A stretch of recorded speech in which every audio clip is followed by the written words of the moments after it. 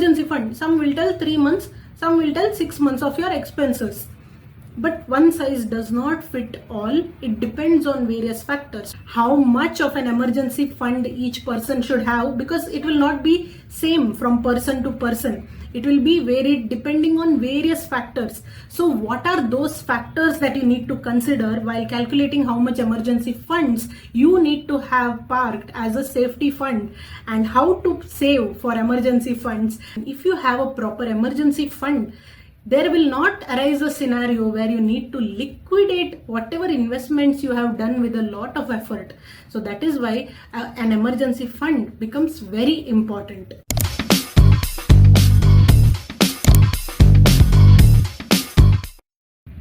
Hello everyone and welcome to the Fintelligent Investor channel. I am CA Pratiksha Pai. Moving ahead in our personal finance series, today we will talk about something very important, which is emergency funds. So what is emergency funds? Why is it important? How much should you save for an emergency? How should you save it and where should you park it? We will talk about all this and much more. So watch this video till the end. To give you an introduction into what is an emergency fund, let us take a very nice example. See, when we were all in school, if the exam is after 10 days and we have 10 lessons to read, what will we say? One lesson per day. Then for 5 days we won't study anything. And then we will tell the exam is after 5 days. But the number of lessons are the same, that is 10. So we will tell, okay, we can do 2 lessons per day and we can cover everything within the exams. And then again another 2 days we won't study, or another 3 days. So now finally there are just 2 days left for exam, but the number of lessons are 10. So what calculation will we do? We will say 5 lessons per day. And finally 1 day before the exam we will tell, okay, 1 day is left for the exam, so it is 1 hour per lesson and we will complete all the 10 lessons in a single day. And with this kind of procrastination, we might not have been able to give our 100% in the exams, as opposed to how we could have performed if we had gone with the original plan of 1 lesson per day. So it is the same thing in our practical life as well when it comes to emergency funds, that you have to know and calculate how much of an emergency fund you will require in case of certain scenario or situation that comes up, wherein you might have a loss of income, a stoppage of income, such a scenario where you cannot go to work, or you may have to close down your business. And in such a scenario, how can you keep your family running at the same lifestyle without downgrading on anything else, by providing for all the necessities that you have provided till now and to have an undisturbed lifestyle? So in the same way how we talked about our particular example, even with emergency funds, let us see what it is, how much of an emergency fund each person should have, because it will not be same from person to person. It will be varied depending on various factors. So what are those factors that you need to consider while calculating how much emergency funds you need to have parked as a safety fund, and how to save for emergency funds and where to park it? Let's discuss all this. Come, let's jump into the video immediately. We always have heard that before starting Ramayana, we should know who is Ram, who is Sita. In the same way, before starting a talk on the emergency funds and its technicalities and the returns and beating inflation and all that, first let us understand what is an emergency fund. See, we are not astrologers, but we can predict our future in 2 particular ways. I am talking about the financial future. Now, the first is one with a planned timeline, or a planned dates, or a planned deadlines. For example, you know every month or every quarter on which date you have to pay your child's school fees. And you know that, okay, in which year your child will complete their 10th or 12th standard and move on to higher studies, when you need to have a good cushion of cash with you. Or you know that, okay, next year we will be purchasing a new car, so let me start saving for some down payment when I go to finally apply for that loan. or again you know that okay, 3 years down the line I want to invest in a house, so let me start saving for the down payment which I need to provide while taking up the housing loan. So these are certain future events where we know certain deadlines, certain timelines, and we can plan according to it. However, we do not know when we may fall ill, when the company which we work for might go into losses, when there could be a layoff. It could be after 10 years, it could be after 5 years, it could be tomorrow. Or even if you are in business, if certain big client does not pay and maybe stretches that payments for 6 months to 1 year, and if that was your major client, then that can hit your business negatively in a very big way. That is again something called as a single client risk or a big client risk, which we can do a separate video for. Okay, but that is where either if you're in a job or if you're in a business, even if you're healthy or not healthy as a person, whatever it is, there could be certain unplanned events that can happen which may disable you from earning. May it be because of a layoff where you cannot go back to work, or it can be because of certain other events like a medical emergency where you cannot work even if you want to. Maybe you will be laid back to bed rest or something like that. And in India, we say that most of the families who are well-to-do are still just one hospitalization away from poverty. So when such kind of scenarios come up, then what can you survive on? For that, you need to start building a cash reserve or a cash cushion which you can fall back on when there are certain scenarios that happen without any prior notice and which will disable you from earning any kind of income for a particular duration of time. So this fund that you need to build, which you can use in cases of any emergencies like health issues or layoffs or any business issues, and this fund which you can use to maintain your necessities and your lifestyle even if some unforeseen circumstances occur. This fund is the emergency fund. Now, before we go ahead and see why this emergency fund is important, let us keep some basics. Before building the building, we should have some foundation. Let us know two basics. Whatever is your emergency fund, wherever you park it, however you save it, you should be parking it in avenues which are not very volatile and which will ensure that your capital is safe. Why? Because if you invest in something like mutual funds or equities, assuming that there will be a high return, what if something goes wrong and the market falls, and at that same time when the market has also fallen, you are also in need of money? Then flop ho gaya na? So that is the main reason, because the universal law, right? Whatever has to go wrong at the most worst of moment, it will go wrong with you only. And we always tell that हमेशा जो भी कुछ गलत होता है मेरे साथ ही क्यों होता है, right? So when that is already happening, better we can give it a checkmate and we will tell that no, we will not allow this to happen, because the basic rule of any emergency fund is that you park it in a low volatile avenue, and where your capital is safe, so that return also, if you don't get big return, it's okay, but when you require an emergency fund, at least that fund will not be zero, no? So that is the reason you have to park emergency funds in low volatile avenues and where your capital will be safe. Now once the basic rule is set, again and again we won't tell the same thing, that it should be in a low volatile avenues and it should be one where your capital is safe. Capital means what? Whatever you have invested, that at least you should not lose. Okay, if you invest 10,000, even if it doesn't become 20,000, it is okay, but it should not become 5,000. Okay, that is the thing. Now some of you will tell that, if influencers tell that we should invest, why should we have a separate emergency fund? We can make a single investment, or maybe even if you are telling keep it in FD, we will keep one single FD in which we will allocate something for emergency also, we will allocate something for our child's education also, in that only we will save for our child's higher education, in that only we will save for our child's marriage, in that only we will save for our house down payment. No, Why emergency fund separately is important. Whatever are your financial goals, have separate demarcation for it, because only when there is a proper demarcation, you know what each fund is for, and you know that okay, emergency fund is this much, so in this particular avenue, whatever avenue we will discuss, but in this particular avenue I will park this much for emergency fund. Okay, I have to accumulate for my house down payment. Okay, in this particular whatever FD or whatever that is, or REITs, I will park my funds for down payment while I'm purchasing the house. Okay, my wife wants this much gold jewelry, it's a big chain. What I will do, I will start parking funds in SGBs or in online gold.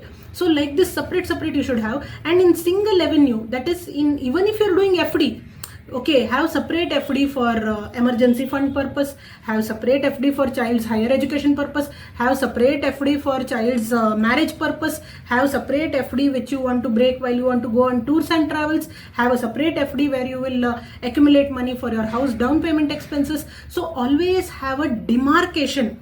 Okay, why? Because especially when you have a separate demarcation for emergency fund, if you are in a scenario where you have lost your income for say a few months, then you know that okay, my emergency fund is only this much. So okay, I can cut down on my luxuries, I can prioritize my expenses, I will spend only so much on my luxuries. At least you will not splurge even at that point of time.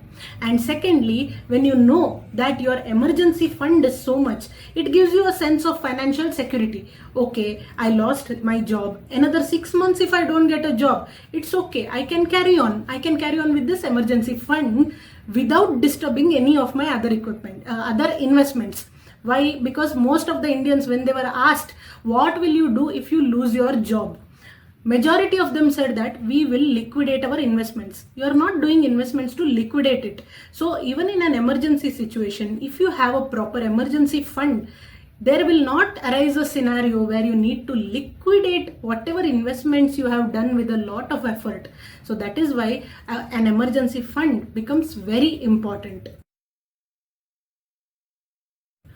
Okay, next, some people will tell that you are telling if there is a medical scenario, if there is some sort of a medical issue, and because of the medical issue, if your income stops for 3 to 4 months, then still I have health insurance, won't my insurance cover, or medical insurance, won't my insurance cover all my medical bills? Definitely, insurance will cover, but it will not cover all the expenses, point number one. Okay, what I mean to say is, even if you are in a hospital for an extended period of time, then insurance will cover your hospital bills.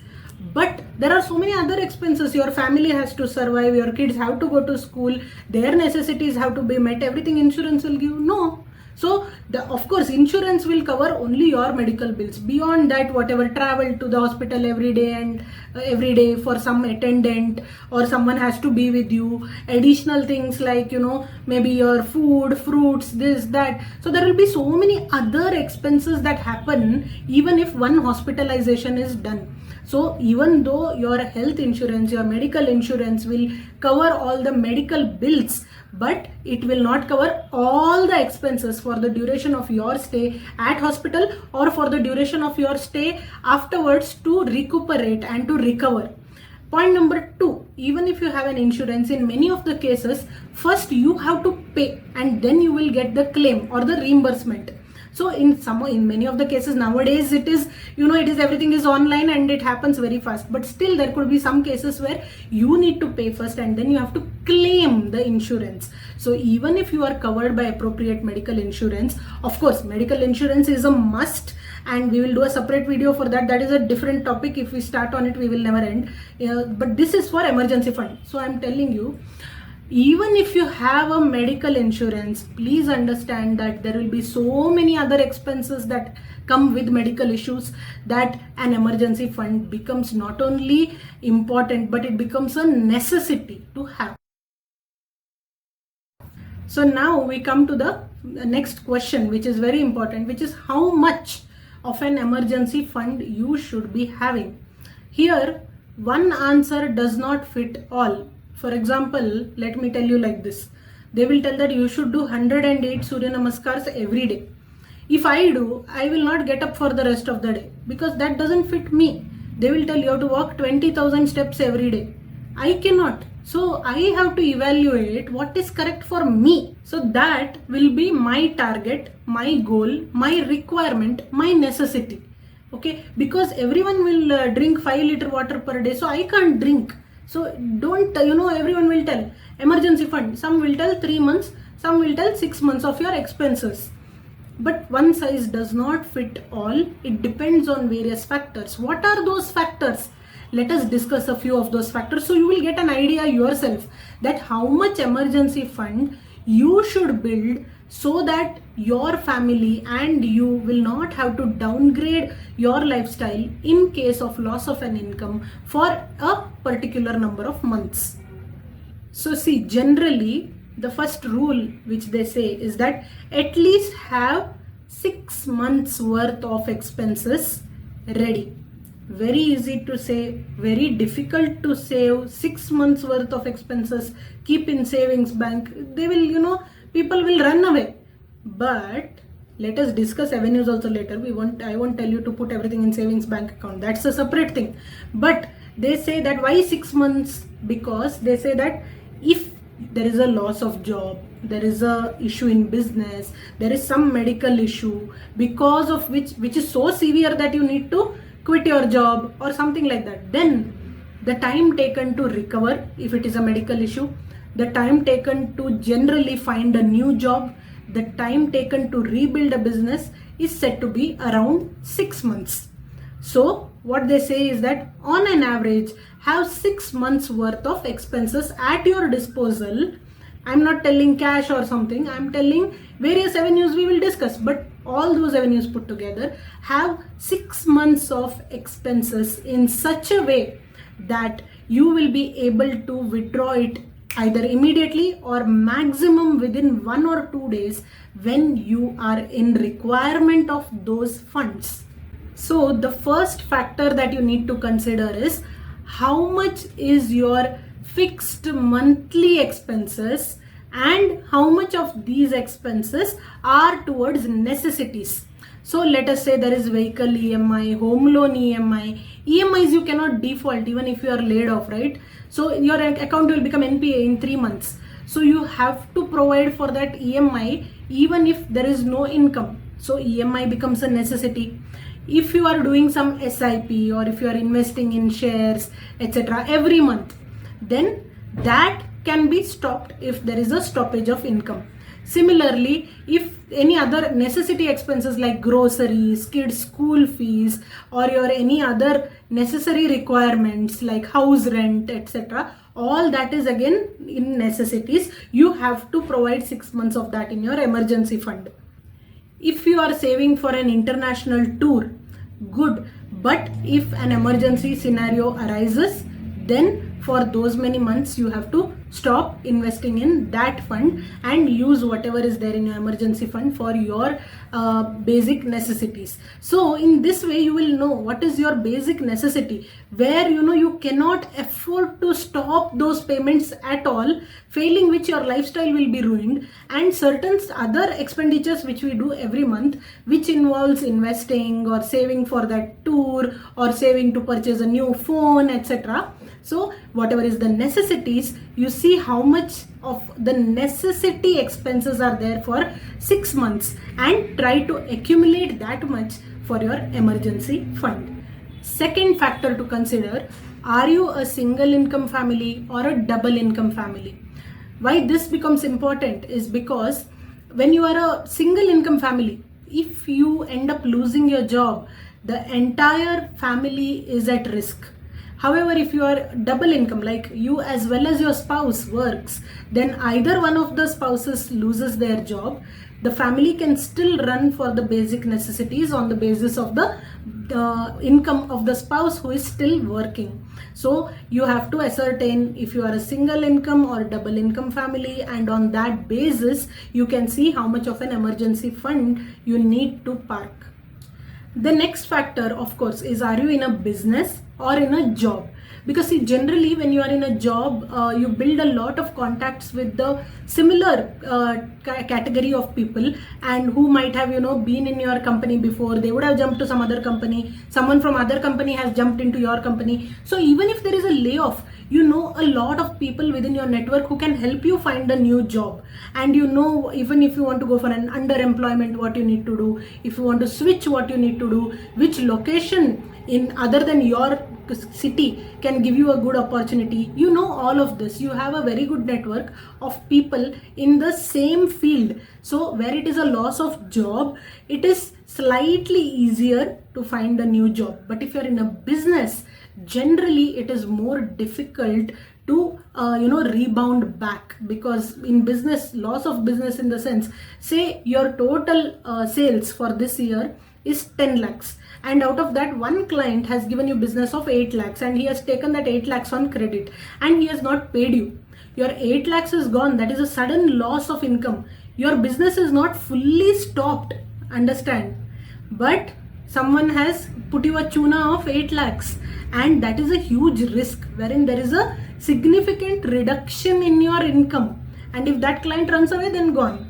Okay, so that is where you need to see that if you're in a job, it is a bit more difficult to bounce back. But if you're in a business, it is a bit more difficult to bounce back. But if you're in a job, generally in 3 to 4 months, you can bounce back. The next thing that you need to check is, are you living paycheck to paycheck? Which means as soon as you get salaries, all your salary gets disbursed into all sorts of EMIs, loans, rent, fees, everything, and gets over. Okay, I'm not telling this only for anyone in the lower income group. Even a person earning 1 crore per month also can be living paycheck to paycheck if their EMIs are such. So if you are living paycheck to paycheck, then you need to really consider how best you can and fast you can save for an emergency fund before doing any other sort of investments. The next question that you need to consider is, are you covered by health or life insurance? See, because if there is an insurance, tomorrow something goes wrong with your health, okay, still, even if you have to pay first, at least you will get some claim, some sort of a reimbursement for all the expenditures that have been incurred. At least the medical bills will get reimbursed. You have to get a medical insurance in your name. Okay, so that is where it becomes important to have an insurance. But for some reason, if you are not able to have an insurance, then your emergency fund should go higher. And the next factor now, suppose you have had a job loss in the past, or suppose you have had some sort of a medical condition in the past, then you should evaluate how long you took to come back to normal, which means in case of a job loss, how long you took to get a new job. In case of a medical condition, how long you took to recover. So you will know the exact amount of time you might have to go without an income if this again repeats in the future. And for that, considering that, you can again reevaluate and see how many months of emergency funds you need to have. Once you evaluate how much emergency funds you need to have, the next important step becomes that you should be re-evaluating this every year or at whatever normal frequency of time. Suppose you take up a new EMI, a new property or something, then immediately see to it that so many number of months, if yours is say 6 months only, then you will have to see to it that at the earliest possible 6 months worth of those EMI you have to park in your emergency fund. You have to add to your emergency fund. If your salary increases, and if your lifestyle also increases with your salary, then again, what is your monthly expense and all these factors that we spoke about, that much you have to again reevaluate and add to your emergency fund, so that it becomes whatever 6 months or whatever months number of expenses. Suddenly you have a medical condition which is at a very tiny level, not very aggressive, not very serious, but at a very non-serious level. Immediately you have to think that what if this goes to a serious level. So first of all, of course, you need to take care of your health if that happens, if something happens at a small level also. But On the other hand, to keep your family financially stable, immediately what you need to do is you have to recalculate your emergency fund and add an additional whatever that difference is to your existing emergency funds. Before we jump in on the question of where do I park my emergency funds, first let us see a more crucial question, which is how to save. Because when we say 6 months worth of expense, we cannot save it in 1 month, right? We have to break it down in such a way that in a very disciplined manner we can save 6 months worth of expense without being tempted to use it for any other purpose. So in this, I would like to say how we have to manage our cash flow throughout to see to it that we can build an emergency fund in a proper manner. First things first calculate your 6 months of expenses. Let us, for ease of calculation, let us take it as 6 months. Now, if your per month requirement on necessities is 30,000, okay, why I'm telling 30,000 ease of calculation, 30,000, then for 6 months it will become 1,80,000, correct? 30,000 into 6, 1,80,000. Now, what you do is you see how much you are comfortable with saving each month. Okay, so say you are comfortable with saving 5,000 extra for this emergency fund every month. Then what I would suggest is start an RD of just 5,000 rupees. Okay, so RD means recurring deposit, wherein every month you need to put in that much amount in your RD account. So every month you start putting in 5,000 rupees. At the end of the year, it will become 5,000 into 12 months, that is 60,000 rupees.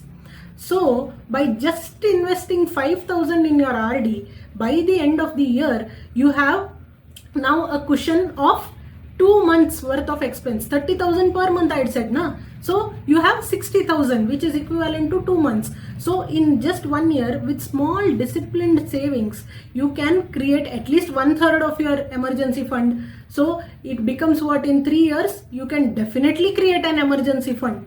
Okay, in 3, or maybe if it is a bit difficult to put in that, 1/6 of 30,000 is 5,000. If it's difficult to put 1/6 also every month, still you can see whatever is comfortable to you and at least start. It may get completed in 1 year, it may take 3 years, it may take 5 years, but at least start. And the best way to start is to do an RD with whatever amount you are comfortable with. Second thing, and this is more important for business people, take advantage of any huge bonuses or any huge one-time income that you get. For job people, during Deepavali we get the bonus. If there is no other expenses in sight or already planned or something like that, you can push this towards your emergency fund first, just for 2 to 3 years. Then you can enjoy it anyways. If you're in business, if there is a huge sale which has come and all your ODs are also good and intact, then you can make use of such one-time incomes to put it in your emergency fund and to build your emergency funds. Third is to automize all sort of savings. Wherever you are doing savings, this is not just for emergency fund, but also for emergency fund, but anywhere else also. When you are investing in today's day and time, you should not be thinking that, oh, I will save the dates on my Google Calendar or Excel sheet or whatever, and then I'll go and I'll invest. Just automize it wherever possible, so that you don't have to think too much. It will happen on its own. Now to the final question, where should you park your emergency funds? Now see, let us talk about 4 basic rules which you need to follow while investing for the sake of your emergency fund. First, 2 very basic rules. It should be a very low volatility avenue, because your money should not be very volatile in such a manner that you may end up losing money. Second, your capital should be safe. Third, it should be very highly liquid in nature. Liquid in nature means what?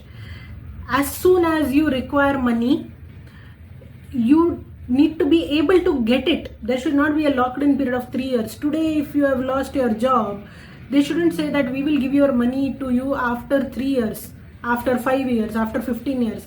So highly liquid. Today you need the money, you should be able to withdraw it now or maximum within another 1 or 2 days. That is high liquidity. And fourth is, you should see to it when we say that the capital should be safe, which means that investment avenue should be giving you returns at least higher than the inflation rate. Because if it is giving less than the inflation rate, then it means you are losing your money. So these are the four things. High risk, high return is not at all an option over here. What we want is low volatility, high liquidity, and the return should at least beat the inflation rates. So see, the first option when it comes to high liquidity is savings bank account. Okay, but the returns are like 4-5% sometimes, which is less than your inflation rate. So you cannot keep your money forever in a savings bank account, because that means you'll be losing money. Okay, but if you are not at all wanting to take many risks, then you want your money to be in savings bank account, then please create a separate savings bank account which you will not touch for your daily expenses. Okay, but savings bank account is an option. You can get money immediately, but the returns might not even match the inflation rates. So there is one solution, which is FD. Now you might be telling that I only told that after 3 years you should not get, there should be no locked in period. So you can take the benefit of sweep in sweep out FDs, wherein after beyond a certain level, whatever is there in your savings bank will become a fixed deposit, but you can withdraw it at any point in time. So that sweep in sweep out FD is one of the better options for your emergency fund purposes. Then next is liquid funds, which are short duration funds, and because the duration is short, the volatility is also less, but the returns are also good, generally equal to or more than FD. Okay, so liquid funds are also one of the good options. Beyond that, there is our corporate debt funds and banking debt funds, wherein they invest in corporate debts. Okay, what is this corporate debt? Why these corporates don't take from bank? We can do a separate video for that. And how will you be benefited as an investor in these funds? That is also known. But these funds, they're very safe because they check the credit history before these they don't just give to any company. Take karke. They will check. They will see most of these funds only invest in AAA rated corporates, so these funds are generally safer, and but they might not give you returns like share markets or like equities, but definitely the returns will be better than bank returns. So corporate debt funds are also one of the good avenues to park your emergency funds. See, now we will come to what every one of us is thinking by now, that I want high returns also, and in that only I want emergency fund also. I want to invest for insurance also, but can I utilize the same for creating an emergency fund? So yes, you can utilize your insurance policies to create an emergency fund. You can invest in equities and take out, you can utilize a certain number of equities also to create an additional emergency fund. Maybe like how 3 months worth of emergency fund, you can put in all these in avenues which I told, that is either sweep in sweep out FD, liquid funds, corporate debt funds, etc. Another 3 months, whatever is the next half, you can invest in equities also and utilize it in such a way that it will be in equities, but you can also take it as your emergency fund. How to do this? These two avenues I have discussed on my Instagram subscription channel. Please come to my Instagram channel and join the subscription on my Instagram channel, and there I have discussed how you can utilize your insurance policies to build your emergency fund and how you can utilize your equity investments to build your emergency funds. I hope whatever we have discussed till now has been useful and it has motivated and encouraged you to start saving for an emergency fund, because the way this world is becoming competitive in each and every sector and sphere, it is looking very much bleak that there will be a scenario in everyone's life where you might be either laid off or might be forced to quit, find a new job, whatever it is. And at that point in time, having an emergency fund will always be a necessity, will be so important. And also the kind of days we are seeing nowadays with this COVID that had happened, and then now they say dengue, this, that, and all. So many videos also we see, we become half doctors also by seeing those videos. So many new medical conditions are also coming, and some we can't even pronounce. But we never know. We could be a victim of it someday, and so it becomes very, very necessary to create our emergency fund, you, me, each one of us, because only diseases will go up, only layoffs will go up, but school fees will remain same or go up, and our rent will go up, and that will never come down.